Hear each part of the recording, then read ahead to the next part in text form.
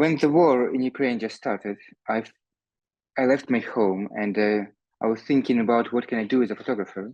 And first thing that I understood is there are so many photographers who are doing this documentary photography and news photography. But what I wanted to share is kind of more personal experience. And I didn't realize I was making a project. I was just writing some notes, doing some photography, thinking that this is something I have to do as an artist, as a photographer. And then in the end, when the book was finished, I understood that this is kind of something that covered this crazy first months of war in a very different way, not the way how the war in Ukraine was shown before.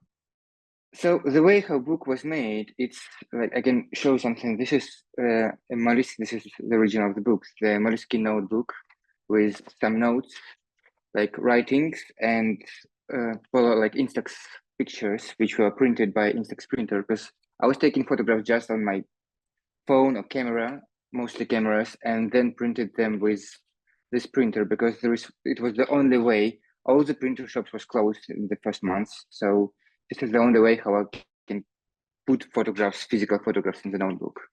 And it started with the day when I left my home, when I went to the west of Ukraine, and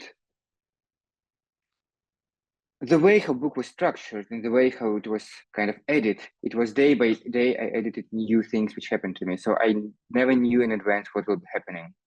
And this is like the basic structure of the book. From the day when I left my home, when I start to live my life in a new city, then when I came back home for a few days, when I was traveling across the Ukraine, covering what's happening there, and also sharing my personal experience as a displaced person, what it means to reinvent your life in different circumstances in different city with all this craziness around us.